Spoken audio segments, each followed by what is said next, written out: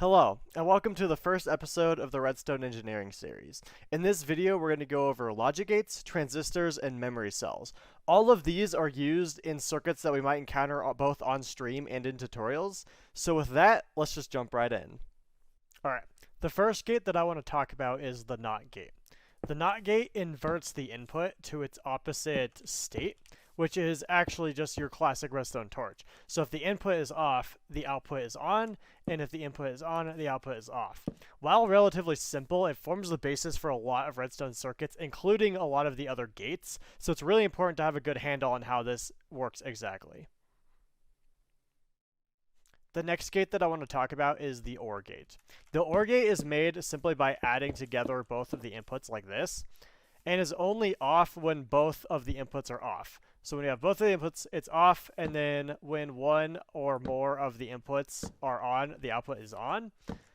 This is relatively straightforward, but it gets more complex when you start adding it to more complex circuits, and we use the NOT gate and the OR gate to make both the AND gate and the XOR gate, so it's important to have a good handle on this gate as well. Alright, the next gate that I want to talk about is the AND gate. The AND gate is a little bit more complicated to build because there's no fundamental operation such as adding together our redstone or using redstone torch that will give us the AND gate directly. We have to build it using a combination of NOT gates and OR gates. So we build it by first inverting our two inputs separately, which can be done like this or it can be done down or whatever your circuit would require. And then we add together this input and then we invert it one more time, and this will give us the AND gate. The AND gate's only on if both of your inputs are on. So right now it'll be off, it'll be off, it'll be off, and now it'll be on. This is very useful if you want to add a lever that can disable your circuit, where you attach one side to the lever and one side to the rest of the circuit. So the lever has to be on in order to carry through the signal to the rest of the circuit. But if it's off, nothing happens, and you effectively disable your circuit like that. So the last gate is the XOR gate, or the exclusive OR gate. This gate is by far the most complicated one to build, and I recommend avoiding it when you can, but if you can't avoid it, it's very useful to know, because sometimes, for example, activating a door from two separate levers, like one on one side, one on the other side, and making them act as if they were independent is really hard to do without using an XOR gate. So in order to build it, we first take the inputs, and we invert them twice, just so we have the signal twice. And we OR gate one of them, and we actually AND gate the inputs, because this whole thing is just an AND gate to here. And then we mix these signals, and then we invert both of those, and then we OR gate them together. And I'll bring it up just so we can see it over there. The exclusive OR gate is only on when the inputs are different, and it's off when the inputs are the same. So right now they're the same, so it's off. Then we have one of them different, we have the other one different, and then when they're the same, it turns off again. Like I said, I would recommend trying to avoid this one because it is rather spacious and it can be more expensive than the other gates, but it's really hard to avoid in certain instances, so it's important to know how to build this one. Alright, before we end the gates section, I should mention that the NAND gate and the NOR gate both exist. In Minecraft, we don't really care because they're both just the NOT versions of the AND gate and the OR gate respectively. And with the AND gate, you just take away the torch because it would cancel out the torch in front. And with the OR gate, you just add a torch there. We don't care in Minecraft because that is quite literally what it is. However, if you read stuff that's not oriented towards Minecraft, they exist because the actual IRL circuitry is different. So I thought I should mention that just in case you do encounter it.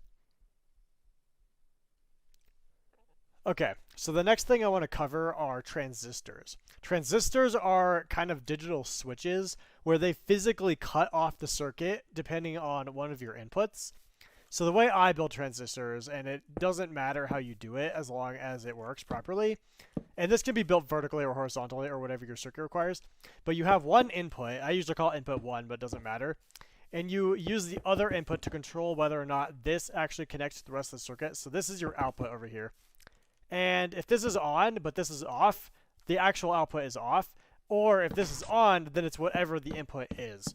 Surprisingly, this has a very similar logic table to the AND gate, and which one you use in what instance just depends on your circuitry. However, transistors are very useful for when this input is pulsing and you need to sync it up properly, because this physically cuts off the circuit, so you're not going to have any weird edge effects if these two kind of pulse at different times. It'll still go through, but it won't end up pulsing something that shouldn't. So that is usually when I use it. For example, we made a shift register, and that requires transistors over AND gates because we have a lot of pulses happening, and we need to physically cut off the circuits. Okay, so the last thing I want to go over are memory cells. Memory cells are very useful for when you need to extend a signal past how long it gives you. So for example, using an observer or a button, which just gives you a pulse, you can put it into a memory cell and then use it whenever you want, as long as you have a way to reset it. There are a number of ways to build these. There is one way using comparators, which we'll get to in the comparator video. Another way is to use a loop of just 2 redstone torches, which is what we'll do. Now, it doesn't matter how you build these. You can do them however you'd like and however much space you have, as long as you connect 2 torches together like this. So you use one of these signals to set it and one of these signals to reset it, and it doesn't matter which one you use.